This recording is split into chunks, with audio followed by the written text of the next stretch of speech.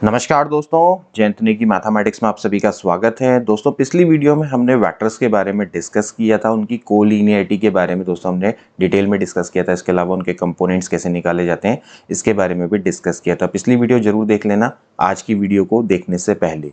तो दोस्तों चलिए शुरू करते हैं। आज हम दोस्तों पढ़ेंगे वैसे कोलिनियरिटी के एक और कॉन्सेप्ट के बारे में, कोप्लैनिटी के कॉन्सेप्ट के बारे में, इसके अलावा linear independence and dependence of vector, and इसके अलावा अगर समय मिलेगा तो angle between the two vectors यानी कि scalar product and dot product, इसको आज डिस्कस करेंगे। तो चलिए शुरू करते हैं आज की वीडियो को।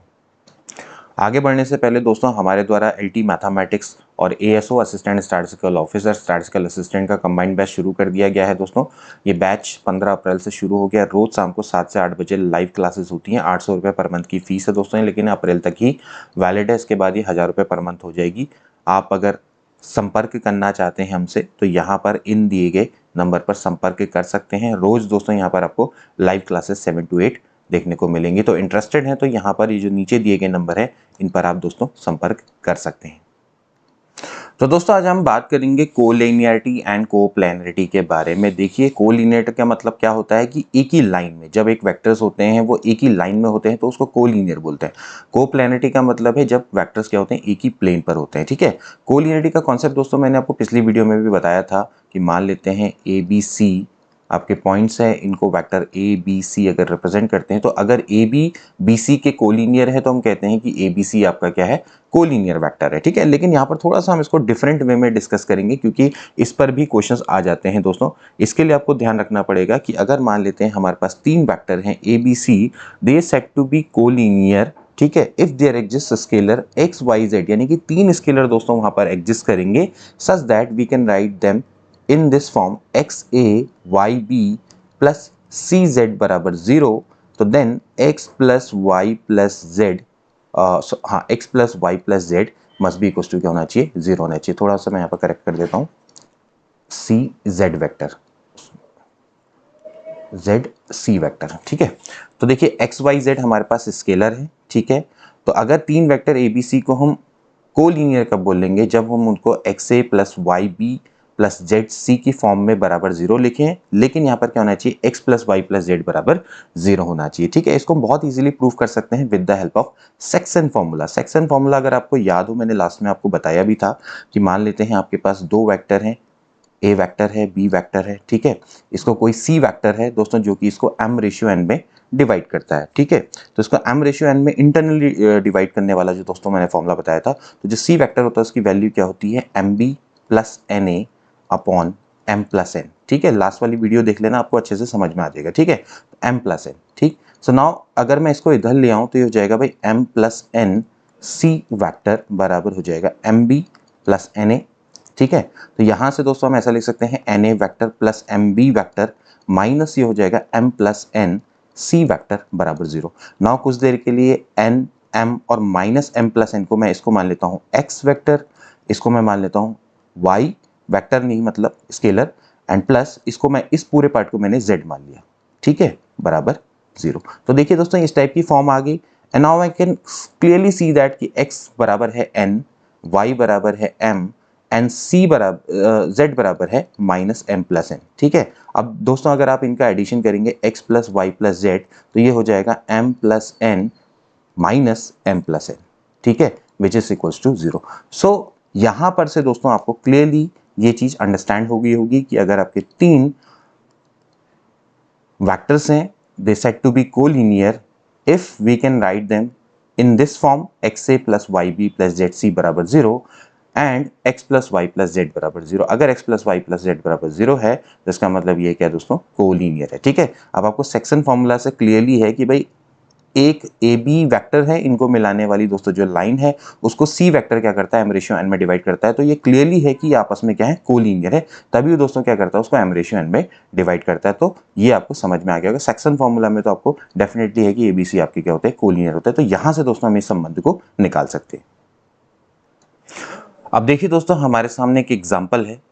इस एग्जाम्पल में हमें ये प्रूफ करना है कि ये 3 वेक्टर्स आपके कोलिनियर है। ठीक है, अब इसको हम दोस्तों उसी तरह से प्रूफ करेंगे। Let there exist scalar x Y z such that x two a plus b minus c क्योंकि हम इसको ए मानेंगे, ठीक है। ये आपका ए हो गया, बी हो गया, सी हो गया, ए vector, b vector, c vector, मतलब मान लो इसको कुछ देर के लिए, ठीक है। तो आपको मैंने लास्ट टाइम बताया x a vector plus Y b vector plus Z C vector, ठीक है। तो यहाँ से हो जाएगा y 5a vector minus b vector plus 2c vector plus z, यहाँ पर से इसको लिखेंगे 8a vector minus 3b vector plus 5c vector बराबर क्या लिख देंगे 0, ठीक है। अब दोस्तों हमें प्रूफ करना है कि x plus Y plus z बराबर 0 आना चाहिए, तभी जाके दोस्तों ये आपके क्या होंगे, कोलीनियर होंगे, ठीक है।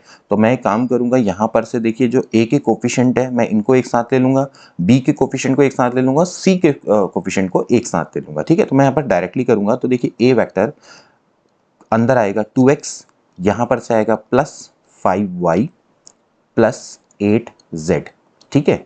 प्लस ऐसे ही यहाँ पर से b वेक्टर आ जाएगा, ये आ जाएगा भाई x minus Y minus 3z, ठीक।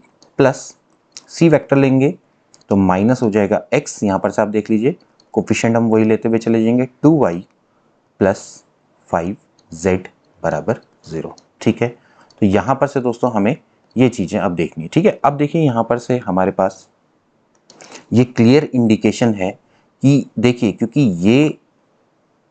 ये और ये देखिए ए बी सी वेक्टर दोस्तों ये तो नॉन जीरो हैं, तो डेफिनेटली दोस्तों इनके जो कोफिशिएंट है वो क्या रहेंगे, जीरो के बराबर हो जाएंगे, क्योंकि इधर का जो इधर वाला पार्ट है दोस्तों वो क्या है, जीरो है ना। तो यहाँ पर दोस्तों क्या हो जाएगा, जैसे कि मैंने आपको बताया भी था लास्ट टाइम पे कि हम कैसे करते हैं इक्वलिटी ऑफ टू वैक्टर्स है। तो इधर साइड पे क्या है दोस्तों, जीरो है, तो आप इसको ऐसे भी लिख सकते हैं, 0 a vector plus 0 b vector plus 0 c vector. तो अगर हम कंपेयर करेंगे तो यहाँ से दोस्तों क्या आ जाएगा भाई, ये वाला जो पार्ट है 2x plus 5y plus 8z बराबर आपका क्या आएगा, 0 वेक्टर, ठीक है।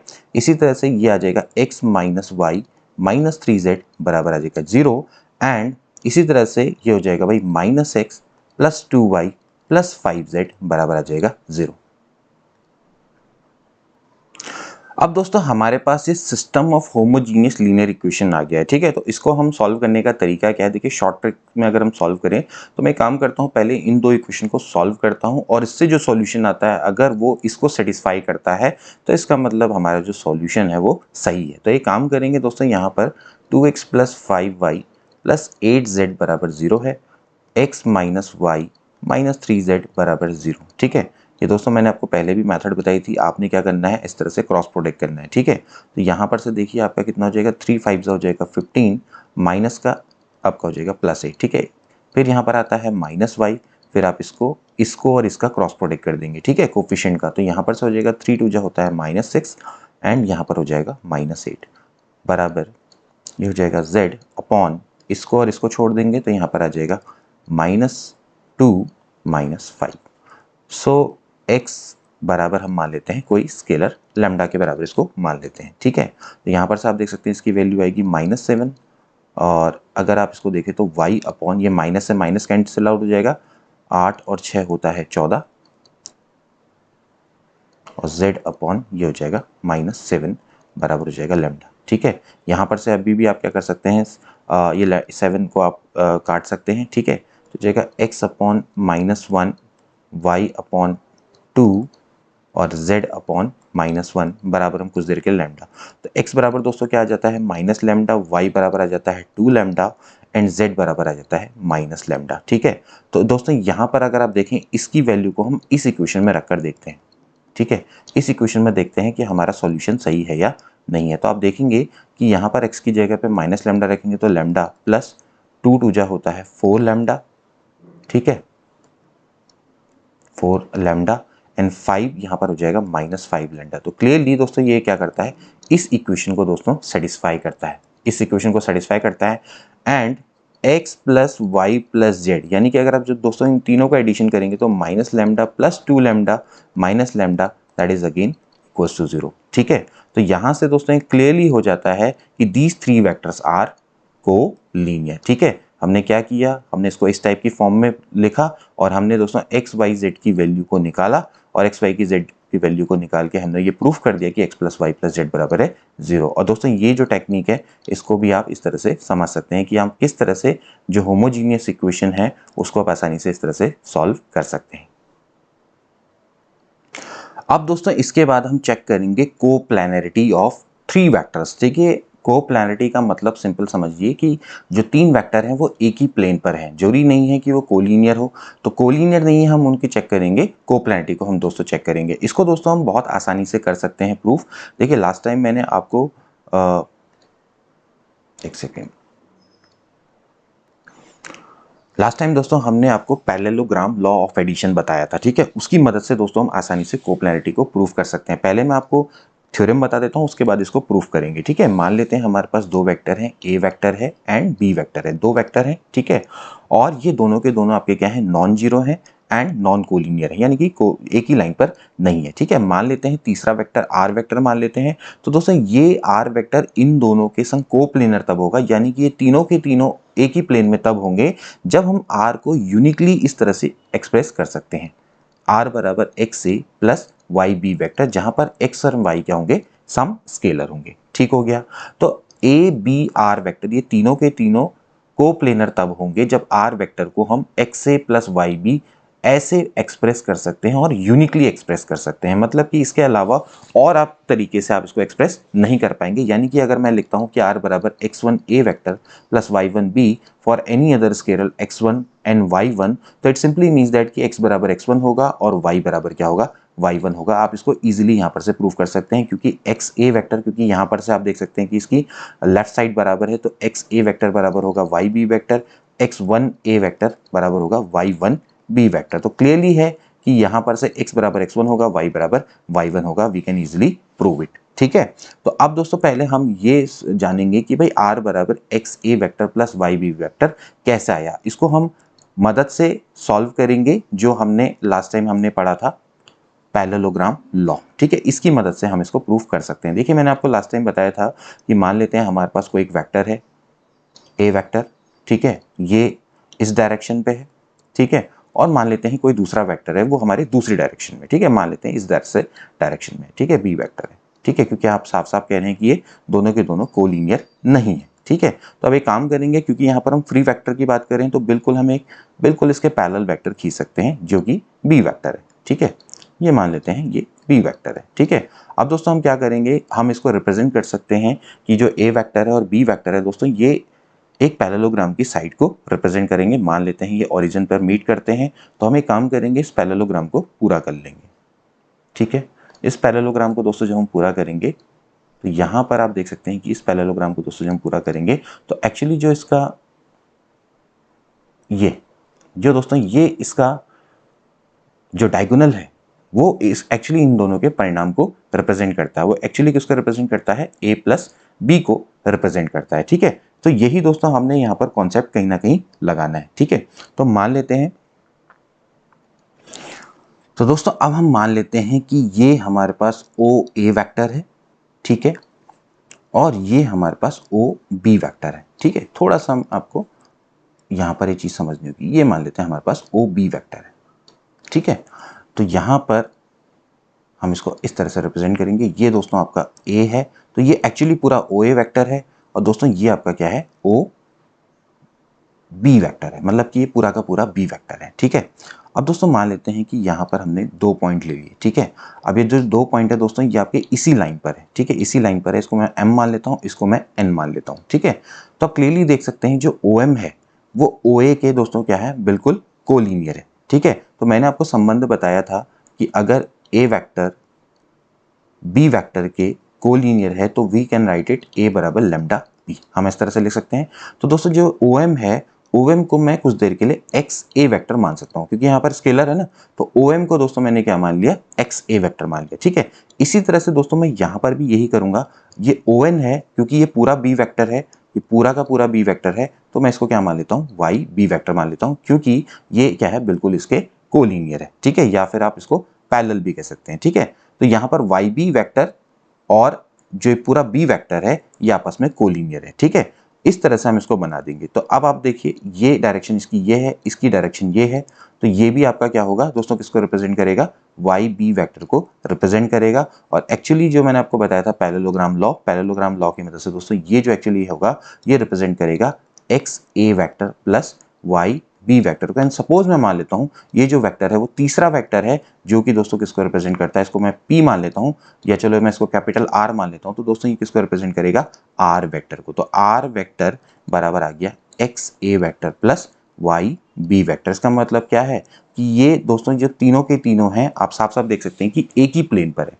तो जो आर वेक्टर है इसको मैं uniquely x a vector plus Y b vector की फॉर्म में लिख सकता हूं। तो यहां पर से दोस्तों आपको कोप्लेनिटी का कॉन्सेप्ट समझ में आ गया होगा कि ए वेक्टर है, ये बी वेक्टर है, और तीसरा कोई वेक्टर हमने क्या ले लिया, ओ आर वेक्टर ले लिया। उसको दोस्तों हमने क्या किया, इसके रिजल्टेंट से हम इसको शो कर सकते हैं। तो तीन वेक्टर दोस्तों इस तरह से हैं, आप उसको इस तरह से रिप्रेजेंट कर सकते हैं। तो तीन वेक्टर हैं वो कोलिनियर तभी कहलाएंगे, या फिर अगर आप उसको डायगोनली भी रिप्रेजेंट ना करो तो भी आप दोस्तों इसको ट्रायंगल लॉ की मदद से आसानी से प्रूव कर सकते हो। ओ से लेकर एम, एम से लेकर आर, तो जो ओ आर होगा वो एक्चुअली किसको रिप्रेजेंट करेगा, एक्स ए प्लस वाई बी। इसको हमने दोस्तों एक और जो तीसरा वेक्टर है वो मान लिया, आर वेक्टर मान लिया। ठीक है, तो इस तरह से हम इसको दिखा सकते हैं।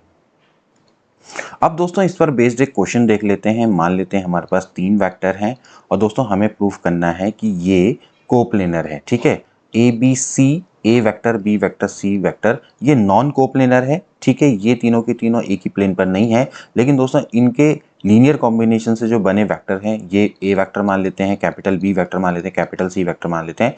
इनको दोस्तों हमने कोप्लेनर प्रूफ करना है। और अभी दोस्तों हमने पढ़ा था कि अगर मान लेते हैं हमारे पास तीन वेक्टर है, आर वेक्टर है, ए वेक्टर है, बी वेक्टर है, तो दोस्तों ये कोप्लेनर कब होंगे, जब आर को हम ऐसे लिख सकते हैं एक्स ए प्लस वाई बी वेक्टर, यानी कि एक वेक्टर को अगले दो के लीनियर कॉम्बिनेशन में हम इस तरह से लिख सकते हैं। तो यहाँ पर भी दोस्तों हम यही करेंगे, ए वेक्टर आर वेक्टर की जगह पे ए मान लिया, x b vector plus y c vector, यानी कि बी और सी को हम रख के देखेंगे। ठीक है, और हमें इसकी वैल्यू को निकालना पड़ेगा एक्स और वाई की, क्या ये लीनियर कॉम्बिनेशन में लिखा जा सकता है या नहीं लिखा जा सकता। इट सिंपली मीन्स दैट कि a minus two b vector plus three c vector बराबर हो जाएगा x, b की जगह पे रखेंगे a vector minus three b vector plus five c vector plus y, c vector की जगह पे रखेंगे two a vector plus three b vector minus four c vector.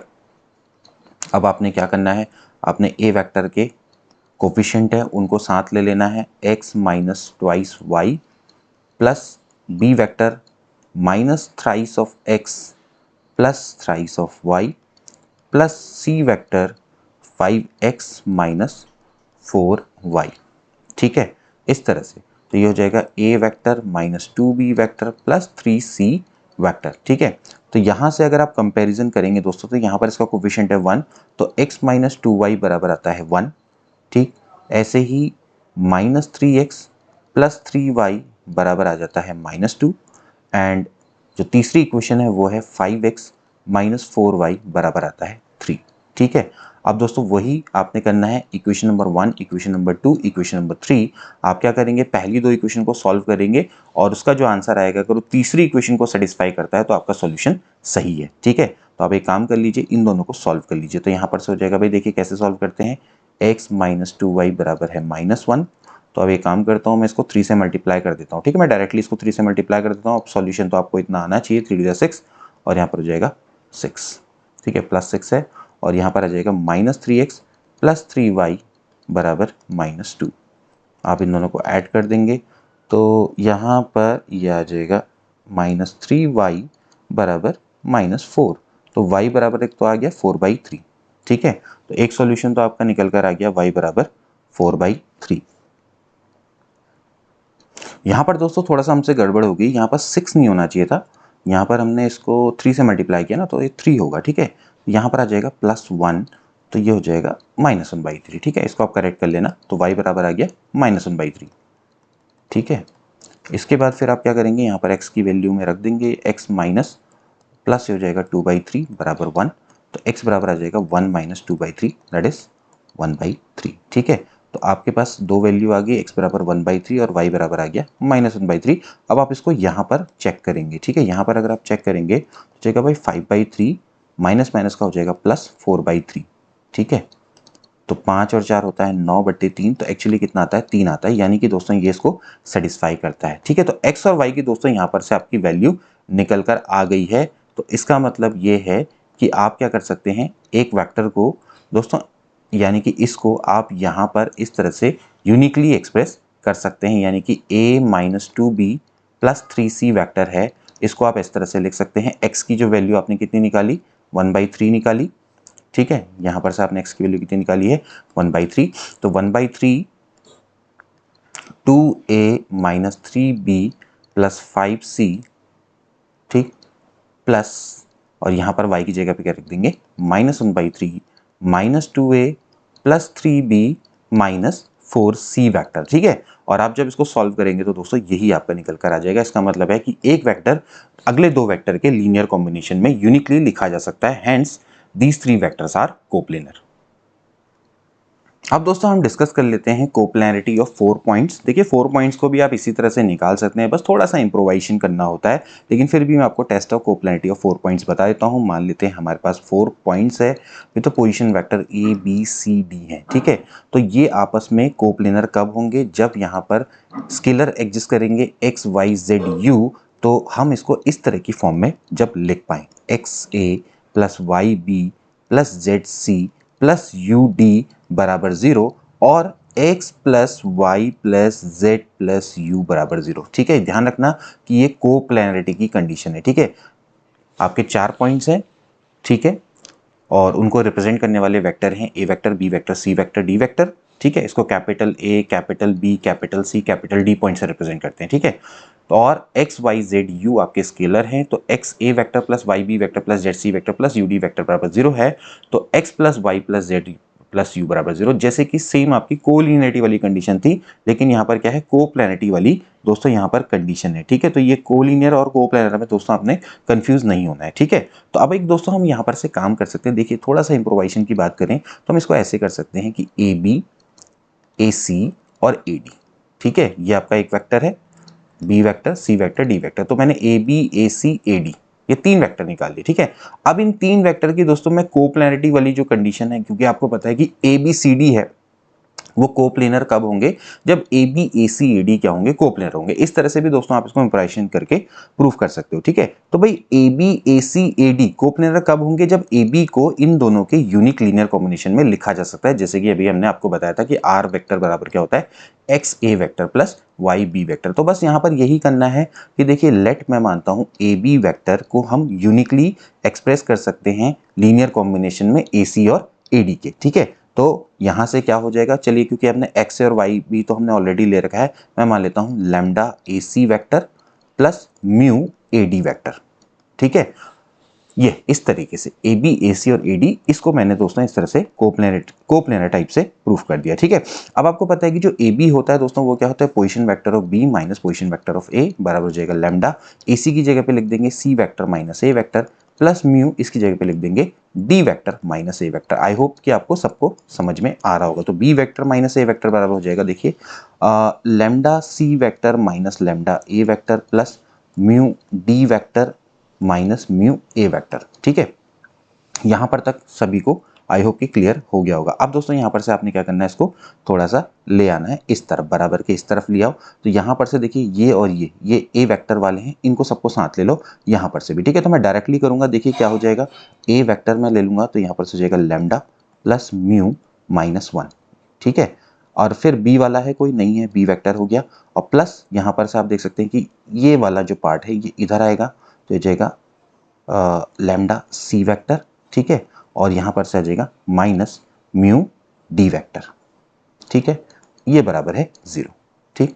तो मैं एक काम करता हूं, इस पूरे पार्ट को मैं x मान लेता हूं, ये y हो गया, ये z हो गया और ये c हो गया। तो x a vector plus y b vector plus z c vector plus u d vector, ठीक हो गया।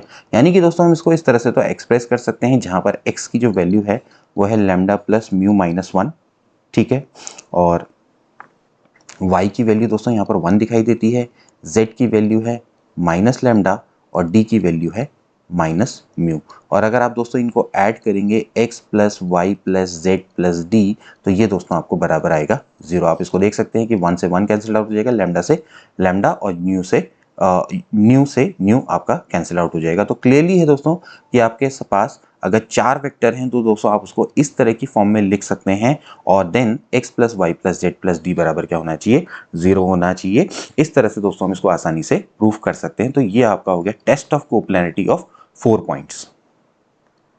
अब दोस्तों थोड़ा सा इम्प्रोवाइजेशन, जैसे कि लास्ट टाइम हमने पढ़ा था कि भाई ए वेक्टर एंड बी वेक्टर, आपके पास 2 वेक्टर थे और ये दोनों के दोनों क्या थे, नॉन कोलिनियर थे। ठीक है, तो जब नॉन कोलिनियर थे तो इनके संग एक कोप्लेनर वेक्टर को दोस्तों हम यूनिकली इस तरह से एक्सप्रेस कर सकते थे, एक्स ए प्लस वाई बी। ठीक है, और ये दोस्तों क्या शो कर रहा था कि आर ए और बी आपके क्या है, को प्लेनर है। ठीक है, अब मान लेते हैं दोस्तों इसी का हमने एक्सटेंशन करना है कि मान लेते हैं ए बी सी 3 वेक्टर हैं दोस्तों हमारे पास जो कि नॉन कोप्लेनर है, यानी कि ये एक ही प्लेन पर नहीं है। तो इसी तरह से दोस्तों हम यहाँ पर लिख सकते हैं कि आर एक ऐसा वेक्टर एग्जिस्ट करेगा जिसको कि हम इनके संग इस तरह के रिलेशन में लिख सकते हैं, x a vector y b vector plus Z C vector. ठीक है, और इसको प्रूफ करने का तरीका भी दोस्तों वही रहेगा जैसे कि मैंने आपको बताया था। अब वहां पर दोस्तों क्या बना था, हमारा पैरेललोग्राम बना था, यहाँ पर दोस्तों हमारा क्या बन जाएगा, पैरेललोपाइपेड बन जाएगा, यानी कि 3 डायमेंशन आकृति आ जाएगी। ठीक है, तो अगर a B c are 3 non coplanar vector,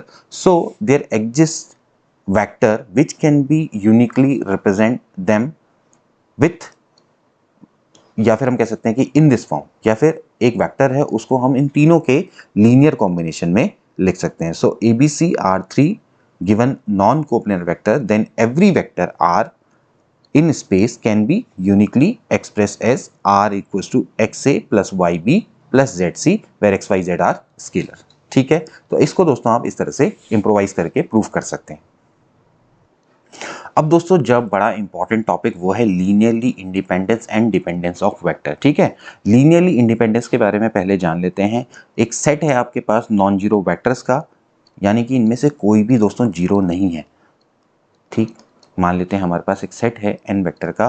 दोस्तों ये लीनियरली इंडिपेंडेंस कब कहलाएंगे, जब दोस्तों आपके पास स्केलर एग्जिस्ट करेंगे इस तरह से x1 a1 x2 a2 plus x3 a3 से लेके up to so on xn an vector बराबर दोस्तों 0 आता है। लेकिन दोस्तों ये जो सारे के सारे हैं x1 x2 x3 दोस्तों ये आपके क्या होने चाहिए, 0 के बराबर होने चाहिए, तब हम दोस्तों बोलते हैं कि ये आपस में लीनियरली इंडिपेंडेंट है। ठीक है, और दोस्तों अगर मान लेते हैं ये सारे के सारे नॉन जीरो हैं, इनमें से एक भी जीरो नहीं है, लेकिन ये रिलेशन आता है आपका निकल के और इनमें से एक भी मतलब कि एटलीस्ट 1 अगर नॉन जीरो निकल आता है तो ये क्या कहलाते हैं, लीनियरली डिपेंडेंट कहलाते हैं। ठीक है, लीनियरली डिपेंडेंस का मतलब सीधी बात है कि एक वेक्टर दूसरे पर डिपेंडेंट है, यानी कि एक वेक्टर को हम दूसरे के लीनियर कॉम्बिनेशन में लिख सकते हैं। आप इसको इस तरह से समझिए कि x1 a1 plus x2 a2 से लेकर x3 xn an है वेक्टर। ठीक है, मान लेते हैं कि इसमें x1 does not equal to 0। अगर x1 does not equal to 0 है, क्योंकि हमने तो यहाँ पर माना है कि ये सारे के सारे 0 हैं, तो ये लीनियरली इंडिपेंडेंट है। लेकिन अगर इनमें से एक भी नॉन जीरो के बराबर हो गया तो उस केस में दोस्तों क्या होगा कि ये लीनियरली डिपेंडेंट बन जाएंगे, कि यानी कि a1 वेक्टर है वो दूसरे के लीनियर कॉम्बिनेशन में लिखा जा सकता है, जैसे कि a1 x1 बराबर क्या हो जाएगा दोस्तों, यहाँ पर आ जाएगा माइनस x2 a2 से लेके up to so on xn an। ठीक है, तो we can write a1 is equal to minus x2 upon x1 a2 plus यहाँ पर से हो जाएगा x3 अपॉन x1। ठीक है, and so on minus xn upon x1 an।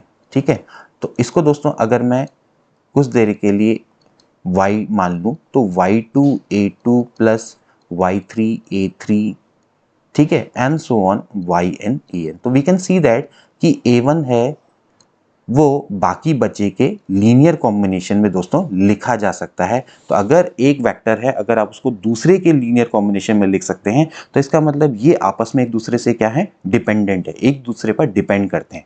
लेकिन अगर ऐसे अगर सारे के सारे जीरो होंगे तो क्योंकि भाई आप जीरो से तो डिवाइड कर नहीं सकते, तो वो तो सीधी बात है कि वहाँ उसकी तो वैल्यू निकलेगी नहीं, क्योंकि अगर आप किसी को जीरो से डिवाइड करेंगे तो वहाँ पर तो वो इनडिटर्मिनेंट बन जाएगा, है ना। तो इसीलिए इनको क्या बोला जाता है, लीनियरली इंडिपेंडेंट बोला जाता है। इनमें से अगर एक भी नॉन जीरो निकल आया तो फिर ये क्या बन जाएंगे, आपस में एक दूसरे पर डिपेंडेंट बन जाएंगे। ठीक है, तो ये दोस्तों आपका बहुत इंपॉर्टेंट कॉन्सेप्ट है, इसको आप ध्यान रखना। ये कॉन्सेप्ट आपका लीनियर अलजेब्रा में भी आएगा, मॉडल अलजेब्रा में भी आएगा, मैट्रिक्स में भी आता है, ये सभी जगह पे ये कॉन्सेप्ट लागू होता है। अब कुछ दोस्तों इंपॉर्टेंट रिजल्ट्स हैं जिनको हमने ध्यान में रखना है। पहला दोस्तों जैसे रिजल्ट है, मान लेते हैं हमारे पास 2 नॉन जीरो वेक्टर हैं, ठीक है, और ये नॉन कोलिनियर है, ठीक है, ये नॉन कोलिनियर मतलब कि एक ही लाइन पर नहीं है, तो ये हमेशा दोस्तों क्या होते हैं, लीनियरली इंडिपेंडेंट होते हैं।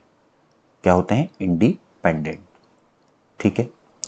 दो वेक्टर हैं, ए वेक्टर बी वेक्टर है, अगर ये नॉन कोलिनियर है तो ये हमेशा लीनियरली इंडिपेंडेंट हो सकते हैं। आप इसको प्रूव कर सकते हैं। अगर दोस्तों ये आपके पास एक वेक्टर, दो वेक्टर है, इसको हम दोस्तों इस तरह की फॉर्म में लिख सकते हैं, x a vector plus Y b vector zero. अब हमें प्रूफ करना है कि एक्स और वाई क्या होगा, जीरो के बराबर होगा। देखिए अगर मान लेते हैं कि x does not equal to zero है, तो इसका मतलब सीधी बात है कि एक्स बराबर क्या आप लिख सकते हैं, वाई बी वेक्टर, और ए वेक्टर बराबर आ जाएगा minus y upon x b vector. और इसको दोस्तों अगर मैं लैम्डा मान लूं तो lambda b vector which clearly show that कि ए और बी आपके दोस्तों क्या है, कोलीनियर है, कोलीनियर है। इसका मतलब दोस्तों ये क्या करेगा, इसको कॉन्ट्रडिक्ट करेगा, ठीक है। तो इसका मतलब ये है कि x को दोस्तों क्या होना चाहिए, जीरो होना चाहिए। Similarly same goes for y, तो y को भी क्या होना चाहिए, जीरो होना चाहिए। तो हेंस एक्स ए प्लस वाई बी बराबर जीरो, वेयर x बराबर जीरो एंड y बराबर zero, so these two vector are linearly independent. ये हमेशा क्या रहेंगे, लीनियरली इंडिपेंडेंट रहेंगे।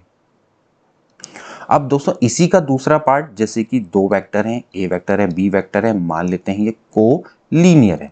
अगर ये को लीनियर हैं तो ये क्या रहे होते हैं, हमेशा लीनियरली डिपेंडेंट हो जाते हैं, लीनियरली डिपेंडेंट हो जाते हैं। जैसे कि ए बराबर अगर मैं लैम्डा बी मानूं तो आप क्लियरली देख सकते हैं कि यहां से ए माइनस लैम्डा बी वेक्टर बराबर आपका हो जाएगा जीरो। तो यहां पर से आप अगर देखें तो इसका कोफिशिएंट है 1 और इसका कोफिशिएंट है लैम्डा बी वेक्टर। क्लियरली है दोस्तों कि ये है एक्स ए प्लस वाई बी वेक्टर की फॉर्म में, एंड क्लियरली है कि भाई x की वैल्यू है 1। तो अगर x की वैल्यू 1 है तो x की वैल्यू 0 के बराबर नहीं है। और मैंने आपको क्या बोला है कि x की वैल्यू जब 0 के बराबर नहीं होती है तो उस केस में क्या हो जाते हैं, ये लीनियरली डिपेंडेंट हो जाते हैं। यहाँ पर से क्योंकि x की बराबर वैल्यू क्या आ गई, 1 आ गई दोस्तों। तो दो आपके कोलीनियर वेक्टर हैं वो हमेशा क्या होते हैं, लीनियरली डिपेंडेंट होते हैं। इसके बाद अगला कॉन्सेप्ट दोस्तों कि मान लेते हैं हमारे पास तीन वेक्टर हैं और दोस्तों अगर ये नॉन कोप्लेनर हैं, नॉन कोप्लेनर, ठीक है, यानी कि एक ही प्लेन पर एग्जिस्ट नहीं करते हैं, तो हमेशा दोस्तों ये लीनियरली इंडिपेंडेंट होते हैं, ठीक है। इसको भी हम प्रूव कर सकते हैं। मान लेते हैं ये हमारे पास तीन वेक्टर हैं तो हम इसको इस तरह की फॉर्म में लिखेंगे, एक्स ए plus Y B plus Z C vector बराबर zero. Now we have to prove that कि x बराबर जीरो, y बराबर जीरो एंड z बराबर जीरो, ये हमें दोस्तों प्रूफ करना है, ठीक है। तभी जाके दोस्तों क्या कहलाएंगे, लीनियरली इंडिपेंडेंट कहलाएंगे, ठीक है। अब मान लेते हैं, कॉन्ट्रडिक्शन कर लेते हैं कि x does not equal to zero. कुछ देर के लिए मान लेते हैं कि मैं x जीरो के बराबर नहीं है। इसका मतलब एक्स ए वैक्टर बराबर हो जाएगा minus y b vector minus z c vector, ठीक है। तो a वैक्टर बराबर हो जाएगा minus y upon x b vector plus z upon x minus में c वेक्टर, ठीक है। तो a वेक्टर बराबर आ गया lambda b vector plus mu c vector. और दोस्तों अगर आपने देखा होगा तो a वेक्टर है वो इन दोनों के लीनियर कॉम्बिनेशन में लिखा जा रहा है। इसके अलावा दोस्तों ये चीज क्या शो करती है, ये चीज शो करती है कि a b c are coplanar. अभी हमने दोस्तों ये कंडीशन पढ़ी थी, अगर तीन वेक्टर हैं वो कोप्लेनर कब कहलाएंगे, जब आर वेक्टर बराबर आपका क्या होता है, एक्स ए प्लस वाई बी, है ना। तो आर ए बी ये क्या थे, आपस में कोप्लेनर थे। तो hence a B c vector भी क्या होंगे, कोप्लेनर होंगे। लेकिन दोस्तों हमने तो इसको क्या माना है, नॉन कोप्लेनर माना है। इसका मतलब डेफिनेटली क्या रहा होगा, एक्स बराबर जीरो रहा होगा। सिमिलरली दोस्तों हम ये चीज वाई के लिए प्रूफ करेंगे, जेड के लिए भी प्रूफ करेंगे। तो इसका मतलब यहां से निकलेगा कि भाई एक्स बराबर जीरो होगा, वाई बराबर जीरो होगा और जेड बराबर जीरो होगा। इसका मतलब तीन नॉन कोप्लेनर वेक्टर हमेशा क्या होते हैं, लीनियरली इंडिपेंडेंट होते हैं। ऐसे ही दोस्तों आप ये भी प्रूव कर सकते हैं कि जो कोप्लेनर वेक्टर्स होते हैं, तीन कोप्लेनर वेक्टर्स होते हैं, वो हमेशा क्या होते हैं, लीनियरली डिपेंडेंट होते हैं। भाई जब नॉन कोप्लेनर आपके लीनियरली इंडिपेंडेंट है तो कोप्लेनर वेक्टर क्या होंगे, हमेशा लीनियरली डिपेंडेंट होंगे, ठीक है। अब दोस्तों यहाँ पर से हम एक और रिजल्ट है जिसको कि ध्यान रखना जरूरी है कि दोस्तों एनी फोर वेक्टर, आपके कोई भी चार वेक्टर हैं दोस्तों, वो चाहे थ्री डायमेंशन स्पेस की अगर हम बात करें, वो हमेशा क्या होते हैं, लीनियरली डिपेंडेंट होते हैं, ठीक है। 4 वेक्टर हैं दोस्तों वो हमेशा क्या होते हैं, लीनियरली डिपेंडेंट होते हैं। Any 4 vector in a 3 dimension space are linearly dependent. दोस्तों इसको हम प्रूव कर सकते हैं। देखिए पहला मान लेते हैं ए बी सी डी, मान लेते हैं ये हमारे पास दोस्तों 4 वेक्टर हैं, ठीक है, 3 डायमेंशन स्पेस में, ठीक है। अब मान लेते हैं केस 1 में हम ए बी सी को लेकर चलते हैं। मान लेते हैं ए बी सी वेक्टर आपके कोप्लेनर हैं, ये कोप्लेनर है, एक ही प्लेन पर है, क्योंकि हमें 3 की कंडीशन तो पता है ना, ठीक है। तो अगर ए बी सी अगर कोप्लेनर हैं तो इस केस में क्या होगा, ए बराबर जैसे कि मैंने आपको बताया x b plus y c, ऐसे हम दोस्तों इसको लिख सकते हैं कि ए बराबर x b plus y c. तो इसका मतलब ये हो जाएगा a plus minus x b plus minus y c vector बराबर क्या हो जाएगा, zero vector. And now a plus minus x b vector plus minus y c vector plus मैं ऐसा लिख सकता हूँ 0 इंटू डी वेक्टर, ठीक है। तो क्लियरली है दोस्तों, यहां पर से आप देख सकते हैं कि भाई जो इसको इस तरह की फॉर्म में लिखा जा सकता है x1 a1 plus y1 b1 plus z1 c1 plus म्यू1 d1 डी वेक्टर बराबर 0। एंड क्लियरली है दोस्तों कि जो x1 है उसकी वैल्यू 1 है, y1 की वैल्यू है माइनस एक्स एंड z1 की वैल्यू है माइनस वाई एंड म्यू की वैल्यू है 0, यानी कि all are not equal to 0। जो मैंने आपको कंडीशन बताई थी एक्स ए plus Y B plus Z c plus mu d बराबर 0, लेकिन ये जो इसके कोफिशिएंट हैं ये all are not equal to 0। Hence यहाँ से क्या निकल कर आता है कि दीज आर लीनियरली डिपेंडेंट। इस तरह से प्रूफ हो जाता है, ठीक है, पहला केस में जब एबीसी आपके क्या है, कोप्लेनर है, ठीक है। अब अगला केस क्या होगा, अगला केस में मान लेते हैं कि ये हैं नॉन कोप्लेनर। अगर ए बी सी मान लेते हैं ये नॉन कोप्लेनर है, तो नॉन कोप्लेनर की कंडीशन तो वैसे भी आपको पता ही है पहले से, ठीक है। तो भाई अगर ये तीनों के तीनों नॉन कोप्लेनर हैं तो मैंने आपको दोस्तों बताया भी था तरीका कि अगर 3 वेक्टर नॉन कोप्लेनर है, जो कि लास्ट मैंने आपको बताया था थ्योरम, तो हमेशा क्या होगा, देयर एग्जिस्ट अ वेक्टर, जिसको दोस्तों हम इस तरह की फॉर्म में लिख सकते हैं, ठीक है, x a vector plus Y b vector plus Z C vector. अगर तीनों के तीनों नॉन कोप्लेनर है तो एक वेक्टर है वो जो हमेशा उसको इसकी रिप्रेजेंट में फॉर्म किया जा सकता है। इसका मतलब सीधा है कि जो एक वेक्टर है वो अगले 3 के लीनियर कॉम्बिनेशन में लिखा जा रहा है। It simply means that these are linearly dependent, ठीक है। और या फिर आप इसको ऐसा भी लिख सकते हो, देखिए आप इसको कैसे लिख देंगे, इसको आप ऐसा भी लिख सकते हो x a vector plus Y b vector plus Z C vector minus d vector बराबर 0। क्लियरली है कि दोस्तों जो डी का यहाँ पर कोफिशिएंट है वो नॉट इक्वल टू 0 है, ठीक है। तो इसका मतलब ये है कि ये आपस में क्या है, लीनियरली डिपेंडेंट है। इस तरह से दोस्तों हम इनको कर सकते हैं। अब दोस्तों आपको एक क्वेश्चन करवा देता हूं, फिर इसके बाद आप अपने हिसाब से कुछ और क्वेश्चन करिएगा। देखिए यहाँ पर हमें चेक करना है कि these 3 vectors are linearly independent और डिपेंडेंट, ठीक है। तो इसके लिए दोस्तों हमें क्या करना पड़ेगा, हमारे पास 3 स्केलर इस तरह से एग्जिस्ट करेंगे कि हम इसको इस तरह की फॉर्म में लिख ले, x into i minus 3j plus 2k, 3j plus 2k plus यहाँ पर देखेंगे plus y into 2i minus 4j minus 4k and plus z into 3i plus 2j minus k बराबर है 0, ठीक है। इस तरह से आप इसको लिखेंगे। Now we have to prove that x Y z बराबर 0, और या फिर देखते हैं कि इसकी वैल्यू क्या आती है। तो दोस्तों हम एक काम करेंगे, यहाँ पर x के i के कोफिशिएंट को एक साथ लिख लेंगे। देखिए क्या आएगा, x plus 2y plus 3z, और ऐसे ही प्लस j यहाँ पर आ जाएगा minus 3x minus 4y plus 2z, ठीक है। एंड यहाँ पर k इसी तरह से आ जाएगा k, तो k को अगर हम देखेंगे तो क्या आएगा दोस्तों, ये आ जाएगा 2x minus 4y minus z बराबर 0, ठीक है। एंड क्लियरली आपको पता है कि ये आपके कोफिशिएंट है, ये बराबर 0 वेक्टर आ रहा है, तो इसका मतलब ये आपके क्या होंगे, बराबर 0 होंगे। तो इसका मतलब हो गया x plus 2y plus 3z बराबर है 0, minus 3x minus 4y plus 2z बराबर है 0 and 2x minus 4y minus z बराबर है 0। अब दोस्तों हमें क्या करना है, x y z की वैल्यू को फाइंड आउट करना है, ठीक है। तो दोस्तों यहाँ पर आपके पास है ये होमोजीनियस इक्वेशन है, ठीक है। होमोजीनियस इक्वेशन में दोस्तों आप यहाँ पर क्रेमर रूल का भी यूज कर सकते हैं। देखिए मैंने आपको पहले एक मेथड बताई थी, ऐसी मैं आपको एक और मेथड बताता हूँ। देखिए यहाँ पर आप क्या कर सकते हैं, क्रेमर रूल का यूज करके भी इसको आसानी से निकाल सकते हैं। होमोजीनियस इक्वेशन में दोस्तों हम क्या करते हैं, डी निकालते हैं। मैंने आपको याद होगा डी निकालते हैं 1 2 3, ठीक है, -3 -4 और 2, ठीक है, एंड ये हो जाएगा -2, -4 एंड -1, ठीक है। अब दोस्तों आप इसकी वैल्यू को यहाँ पर चेक करिए, ठीक है। अगर दोस्तों ये जो डिटरमिनेंट है, ये जो डी है, अगर ये नॉट इक्वल टू 0 आता है तो सिस्टम हैव यूनिक सॉल्यूशन, ठीक है। और जो यूनिक सॉल्यूशन होता है वो क्या होता है, दोस्तों, वो होता है x बराबर 0, y बराबर 0 एंड z बराबर 0, ठीक है। क्योंकि होमोजीनियस इक्वेशन में हमेशा एक सॉल्यूशन होता है जो कि नॉन ट्राइवल सॉल्यूशन होता है, जिसको कि x बराबर 0, y बराबर 0 एंड z बराबर 0 करते हैं। तो यहाँ पर दोस्तों हमें क्या करना है, इसका डिटरमिनेंट चेक करना है। सिर्फ ये डिटरमिनेंट चेक करने की आवश्यकता है, क्या ये 0 आता है या नहीं आता है, ठीक है। तो clearly we can see that कि अगर हम इसको सॉल्व करेंगे तो ये आ जाएगा +4 माइनस का प्लस हो जाएगा 8 और -2, अगर आप इसको सॉल्व करेंगे तो आ जाएगा 3, माइनस माइनस का हो जाएगा +4 + 3 इंटू, ऐसे ही आप 4 तियाँ होता है 12 और यहाँ पर हो जाएगा -4 दूनी 8 का +8 हो जाएगा, ठीक है। तो यहाँ पर आप क्लियरली देख सकते हैं दोस्तों कि जब इसको आप सॉल्व करेंगे तो ये हो जाएगा, अच्छा ये 1 है ना, 8 4 हो गया 12 माइनस 4 3 7, 7 दूनी 14, 12 8 होता है 20, 20 तियाँ हो जाता है 60, ठीक है।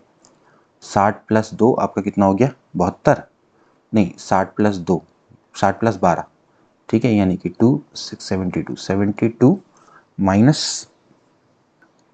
यहाँ पर दोस्तों इस चीज़ को करेक्ट कर लेना, ये +2 है, ठीक है, हमने गलती से -2 लिख दिया। तो चलो यहाँ पर हो जाएगा भाई कितना, ये हो जाएगा जब हमने इसको सॉल्व किया था तो यहाँ से यहाँ जाएगा 4 और -2, यहाँ पर से -2 लेंगे तो ये हो जाएगा 3 और -4 हो जाएगा, ठीक है, 3 -4। तो ये आपका कितना हो जाएगा, 3 में से 4 गया आपका -1 का कितना हो जाएगा, +1 हो जाएगा ना, ठीक, -1 ये हो जाएगा +2 हो जाएगा, +2 करके आ जाएगा ना यहाँ पर। तो यहाँ पर से दोस्तों ये क्या हो जाएगा, +2 हो जाएगा, तो ये 74 आएगा, ठीक है, which is not equal to 0। अगर दोस्तों d does not equal to 0 आता है तो क्लियरली है दोस्तों कि यहाँ पर जो सॉल्यूशन होगा दोस्तों वो क्या होगा, नॉन ट्राइवल होगा, यानी कि यूनिक सॉल्यूशन होगा। तो x बराबर 0, y बराबर 0 एंड z बराबर 0 इस इक्वेशन का सॉल्यूशन होगा। तो यहाँ पर से हमारा क्या कंक्लूजन निकला दोस्तों, कि ये आपका इस तरह से एक्सप्रेस किया जा रहा है, लेकिन x बराबर 0, y बराबर 0 एंड z बराबर 0। सो इसका मतलब यह है ये तीनों वेक्टर आपस में क्या है, लीनियरली इंडिपेंडेंट है, ठीक है, इंडिपेंडेंट। तो दोस्तों आज की वीडियो में इतना ही। आई होप कि आपको एक कॉन्सेप्ट समझ में आया होगा। अगली वीडियो में दोस्तों हम आपको स्केलर एंड डॉट प्रोडक्ट के बारे में बताएंगे। मिलते हैं अगली वीडियो में। Good bye.